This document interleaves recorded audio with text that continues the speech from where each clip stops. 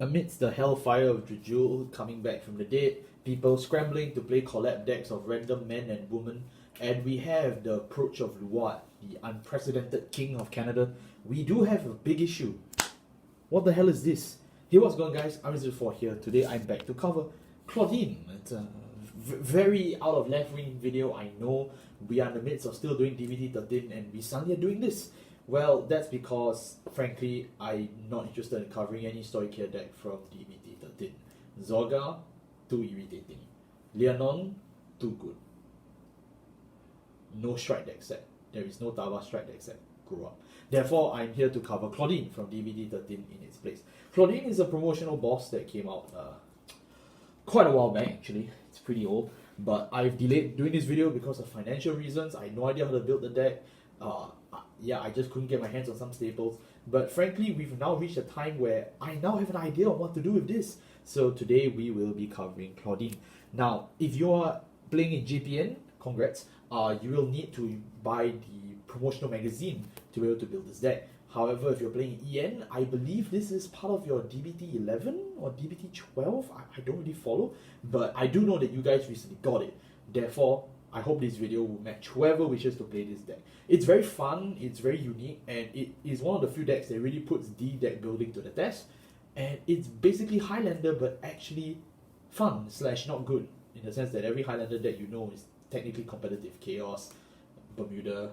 Oh yeah, but Petrolka is not competitive. Okay, never mind. So let's talk about the right deck. Right deck, we just play any starters, fine. The great one, we obviously play Mr. Rancor Chain, because this is a order-based deck. So we have to talk about it. It's been a while since we covered Rancor Chain on this channel. Soul Blast 1, draw 2 cards, choose one order card from your hand and discard it. If not, you discard 2 normal cards. And on Rearguard Circle, if you play order this turn, it gains 2. Okay, Power of Greed, very good. Back to your House Dragon. When placed on the Vanguard Circle, choose an order card from your drop zone and it back to your hand. Nice. And if you play an order this turn or this card's on the Rearguard Circle, it gains 5,000 power. Claudine. Claudine, 3 skills. First skill, retire 3 of your rear guards, and then all your plant tokens get a passive red text that's it.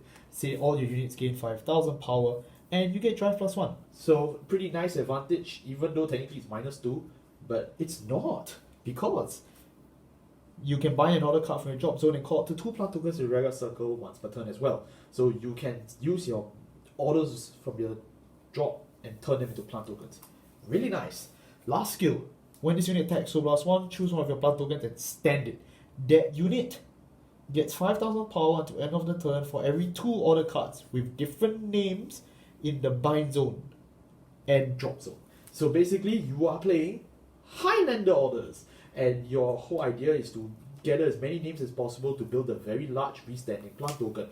Above all, this is a triple drive Vanguard that you can constantly maintain, and the advantage is not gone away because you get to play orders from your hand, from your drop, your bind zone to count into your 10 cards. So this is basically better Unica. It's better, basically, you know, it's so good. It's so good. And it's in Stoicheia, the best nation of all time. Do you know why? It has advantage. It has access to the most powerful early game engine, not to Vanguard. But let's talk about something else first. Something much more important to help you understand this deck. The orders. We play 10 different orders. He turned into an alien before his very eyes. He placed in different order cards so he can fuck your mom. So we have 10 different order cards now, and it's very confusing to go through each and every one of them. The idea is very simple, that you will be milling and going through the different order cards to be able to achieve success. Therefore, you are playing these 10 as sort of like an Omnitrix, sort of like, you know, your own little playlist of whatever you wish to play.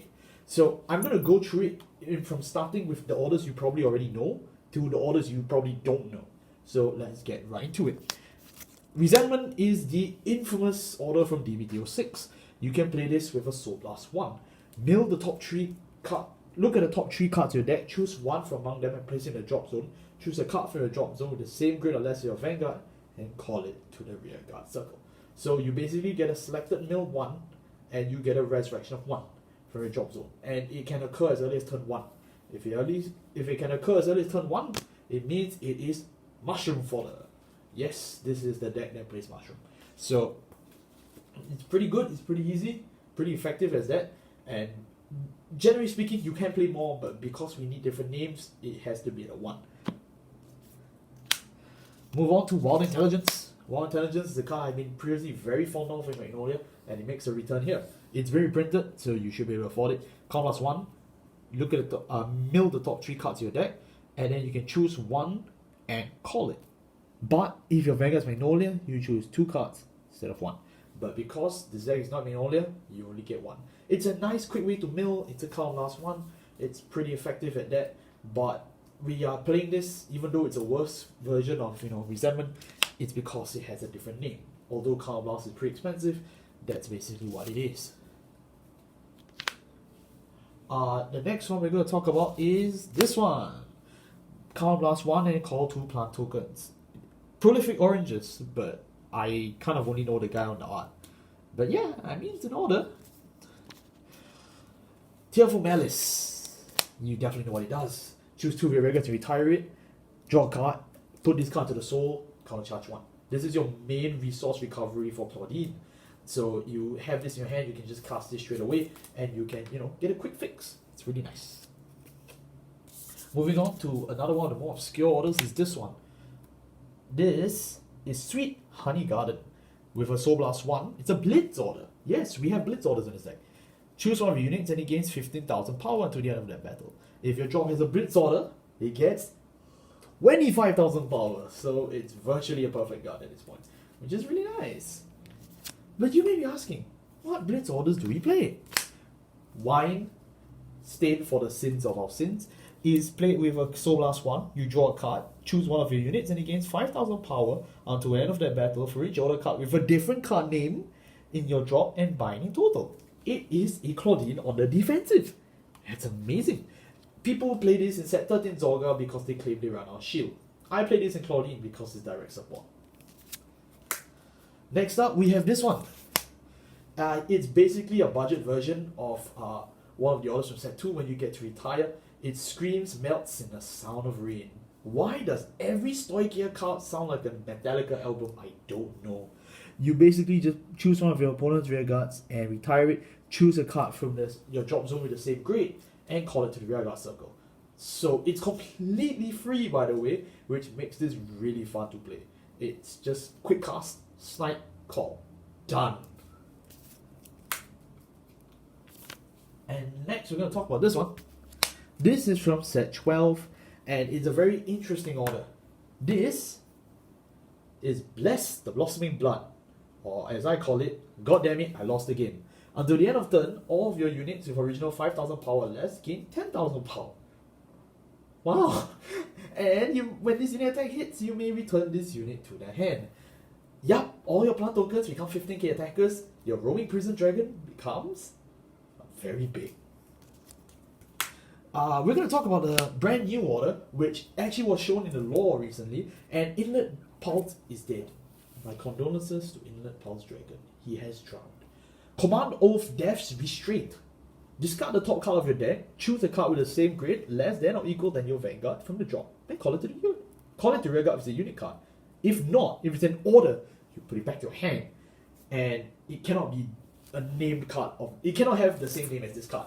It's insane! You get order recursion, unit recursion, and a mill one for free. And this is the main reason why I'm doing this deck profile, because we finally got order recursion. Last but not least, we have Wheeze of Awakening. Now, a few Cardfight Vanguard players I know told me they have asthma, and I sent them a picture of this card. Now, what does it do? You can play with Count Plus 1, look at the top 5 cards of your deck, choose up to one card with greater than or equal to your Vanguard from among them. Reveal it, put it to your hand, and discard the rest. It's a grade 0 with a Count Plus 1. So generally speaking, you use this on grade 2 and up for a quick way to mill 4, and you can add 1 to hand. But at worst, it's a mill 5.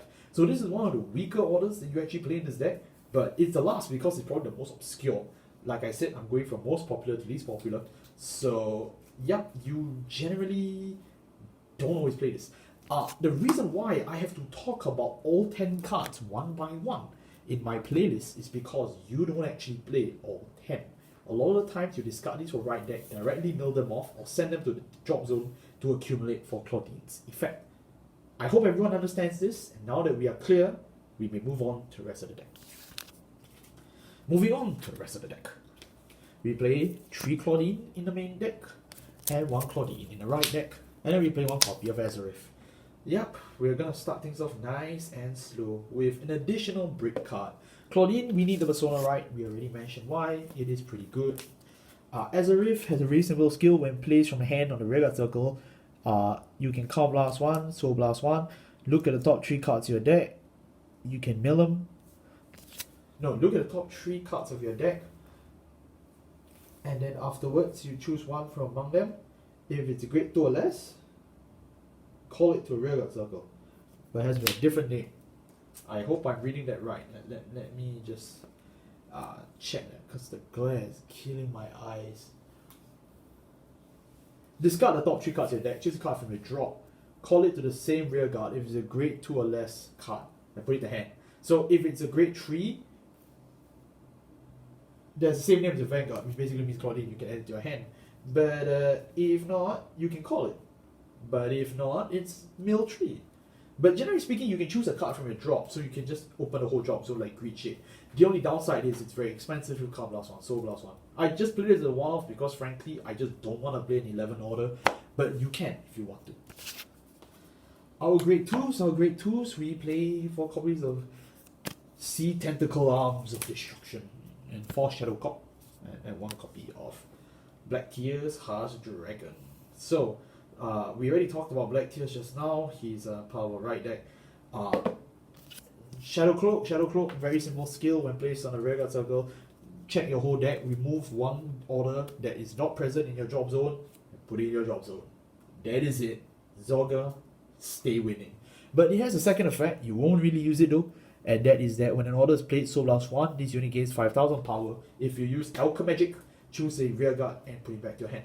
But generally speaking, you want to use your soul for other cards, so you barely use this skill to +5 for Shadow Cloak itself. The mill skill is really what you're here for. It's basically Call of Bard on demand, and you can mill off any orders you don't wish to play for the rest of the game. This is why I said, even though you need to know your 10 orders, you don't actually need to play all of them. Next, we have this guy, very edgy. He's from the latest set. He's a power beater, true face of destruction, and part of a hentai series probably. If you have played an order this turn, he gains 5000 power. If you call the card from drop zone this turn, he gains 5000 power. And if this is the 4th attack or more, wave 4, this unit gains 5000 power. That's a 25k beat stick. Damn! Any girl will be pleased. For our grade 1s, we play 4 copies of Hollow Mushroom, and then we play 4 Perfect Guards, and then we also play 1 Rancor Chain. Yep, very straightforward. PGs, because we obviously want to survive. Rancor Chain is part of the right deck. Hollow Mushroom is part of the Degenerate Hell, where you can basically play the early game in the best way possible. You move this unit to the soul and just call 2 plant tokens, and that's it. The rest of the text is irrelevant because they're not Grand Fear. You can basically loop this card over and over with stuff like Resentment, with stuff like, any form of revival like Wild Intelligence, and boom, you can straight up just call it, move into soul, call another 2. It solves your soul problem, it solves your rearguard problem, it solves every problem. Mushroom, you piece of shit. Now for our grade 0s, we play our starter. 1 over trigger. We obviously play 8 criticals. We play 3 effect draw, because we need our pieces. And then we play 4 hit. So as you can tell, very straightforward deck. Not much really explain about it. And yes, that finally wraps up our Claudine deck profile. For a deck that I've been taking so long to cover, you may be wondering, what's the big deal? Like, this seems very easy to build. Well, actually, it took me a lot of time because I was really thinking about how I wanted to approach it. Claudine benefits from the best of both worlds. The entire Zorga's arsenal, and every generic plant token card on the planet. But yet, it's very hard to marry a mix of both to be able to think of a relatively safe and effective deck list. There are some cards that immediately comes to mind when you build this deck, such as Shadow Cloak and such as Mushroom. That much is clear. Everything else is completely unknown. This deck profile was meant to serve as a kind of experiment for you to think about what you can do when you build with Claudine. Especially for the orders, as I mentioned, they are completely free slots. You can play whatever your budget affords. Whatever cards you want to play, you can also put it in there. Thank you all so much for watching. I'll see you all next time. Goodbye.